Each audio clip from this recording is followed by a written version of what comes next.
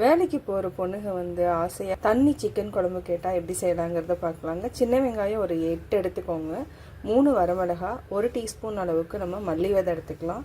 ஒரு 4 table spoon அளவுக்கு தேங்காய் எடுத்துக்கலாம். பட்டை, லவங்கம், 1 ஏலக்காய், 1/2 டீஸ்பூன் மிளகு, 1/2 டீஸ்பூன் சோம்பு. இப்போ நம்ம எப்படி செய்கிறதுன்னு பார்க்கலாம். நம்ம ஒரு கடாயில் 2 டேபிள் ஸ்பூன் அளவுக்கு எண்ணெய் விட்டுக்கலாம்.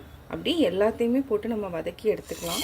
வெங்காயம், தேங்காய், மசாலா எல்லாத்தையுமே நல்லா வதக்கி எடுத்துக்கலாம். நல்லா வதக்கிட்டோம். இதை ஆற வச்சு அரைச்சி எடுத்துக்கலாம். சிக்கன் நம்ம 250 கிராம்ஸ் எடுத்துக்கலாம். இது தாளிக்கிறதுக்கு ஒரு கடாய் வச்சுக்கலாம். கடாயில் 3 டேபிள் ஸ்பூன் நல்லெண்ணெய் விட்டுக்கலாம். இதுக்கு ஒரு 1/4 டீஸ்பூன் அளவுக்கு கடுகு போட்டுக்கலாம். கடுகு நல்லா பொரியட்டும். கடுகு நல்லா பொரிஞ்சிருச்சு. இப்போ வெங்காயம், பச்சை மிளகாய், கருவேப்பிலையும் சேர்த்துக்கலாம்.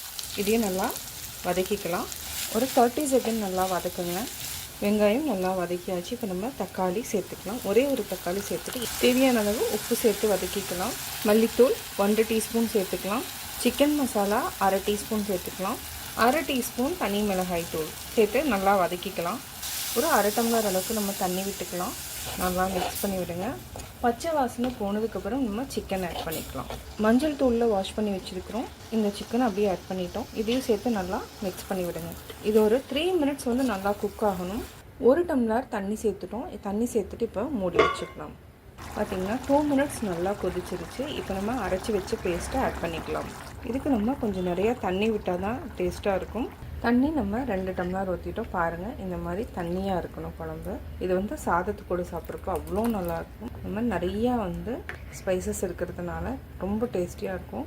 இது ஒரு 5 மினிட்ஸ் லோ ஃப்ளேமில் வச்சு நல்லா கொதிக்க வச்சுட்டு கொத்தமல்லி தழை தூவி ஆஃப் பண்ணிக்கலாம். சிக்கன் குழம்பு நல்லா தகன்னு கொதிச்சிட்ருக்கு. இப்போ நம்ம கொத்தமல்லி தழை தூவிக்கலாம். பாருங்கள், சூப்பராக தண்ணி குழம்பு ரெடி ஆயிடுச்சு. சுவையான சிக்கன் தண்ணி குழம்பு ரெடி. நம்ம இன்றைக்கி செய்ய போகிறது மிளகு முட்டை கறி. இது செட்டிநாடு ஸ்டைலில் தான் செய்ய போகிறோம். இதுக்கு 6 முட்டையை நம்ம வேக வச்சு எடுத்துட்டோம். அடுத்தது நம்ம ஒரு பொடி ரெடி பண்ணிக்கலாம்.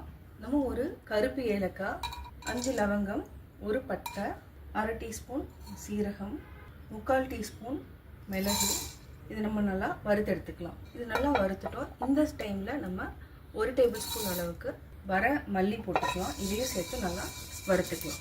வர மிளகாய் நம்ம 1 மட்டும் சேர்த்துக்கலாம். ஏன்னா மிளகு ஜாஸ்தி இருக்கிறதுனால இதையும் நல்லா வறுத்துட்டு ஆற வச்சு பொடி பண்ணிக்கலாம். 2 டேபிள் ஸ்பூன் அளவுக்கு நம்ம எண்ணெய் விட்டுக்கலாம். எண்ணெய் நல்லா காயிட்டோம். சின்ன வெங்காயம் ஒரு 15 வெங்காயத்தை நம்ம பொடியாக நறுக்கியிருக்கிறோம். இதையும் நம்ம வதக்கி எடுத்துக்கலாம். 30 செகண்ட் வதக்கிக்கலாம். கூடவே நம்ம இஞ்சியும் பூண்டும் ஆட் பண்ணிக்கலாம். ஒரு 6 பல் பூண்டு, 1 துண்டு இஞ்சி ஆட் பண்ணிவிட்டு இதையும் வதக்கிக்கலாம். 6 முந்திரி சேர்த்துக்கலாம். கூடவே ஒரு 4 டேபிள் ஸ்பூன் அளவுக்கு தேங்காய் துருவல் சேர்த்துக்கலாம். இது ஒரு 30 செகண்ட் நல்லா வதக்குங்க. வதக்குனதுக்கப்புறம் நம்ம மசாலா சேர்த்துக்கலாம். மல்லித்தூள் 1 டேபிள் ஸ்பூன் சேர்த்துக்கலாம். மிளகாய்த்தூள் 1/2 டீஸ்பூன். நம்ம சிக்கன் மசாலா 1 டீஸ்பூன் அளவுக்கு சேர்த்துக்கலாம். இது வாசனையாக இருக்கும். இல்லைனா முட்டை மசாலா சேர்த்துக்குவோம்.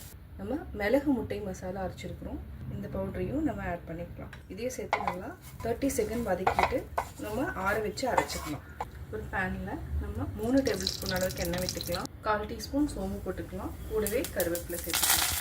ஒரு பெரிய வெங்காயத்தை பொடியாக நறுக்கி அதையும் ஆட் பண்ணிக்கலாம். இது ஒரு 30 செகண்ட் நல்லா வதக்கி விடுங்க. நம்ம மீடியம் சைஸில் இருக்க தக்காளியை பொடியாக நறுக்கி ஆட் பண்ணிக்கலாம். இது ஒரு 2 நிமிஷம் வரைக்கும் நல்லா வதங்கணும். நம்ம தேவையான அளவு உப்பு சேர்த்துக்கலாம். கூடவே நம்ம முட்டையை நம்ம லைட்டாக கீறிக்கலாம். இது மாதிரி எல்லா முட்டையும் கீறிக்கோங்க. அப்படியே நம்ம ஆட் பண்ணிக்கலாம். பரட்டி விடுங்க. அரைச்சி வச்சுருக்கிற மசாலாவை ஆட் பண்ணிக்கலாம். அதாவது முட்டை மசாலா. இதுக்கு தேவையான அளவு தண்ணி விட்டுக்கலாம். தேவையான அளவு தண்ணி விட்டுட்டு நல்லா மிக்ஸ் பண்ணி விடுங்க. இது ஒரு 5 to 6 மினிட்ஸ் நல்லா எண்ணெய் மேலே வர வரைக்கும் கொதிக்க விட்டுடலாம். செட்டிநாடு மிளகு கறி ரெடி ஆகிட்டுருக்கு. இப்போ நம்ம மூடி வச்சுக்கலாம். ஒரு 6 மினிட்ஸ் கொதிக்கட்டும். மிளகு முட்டை கறி ரெடி ஆகிடுச்சு. பாருங்கள், சூப்பராக இருக்குது. இது சாதத்து கூடயும் நீங்கள் சாப்பிட்லாம், சப்பாத்தி கூடயும் சாப்பிட்லாம். இப்போ நம்ம வேறு பாத்திரத்தில் மாற்றிட்டு ஆஃப் பண்ணிக்கலாம். செட்டிநாடு ஸ்டைல் மிளகு முட்டை கறி ரெடி.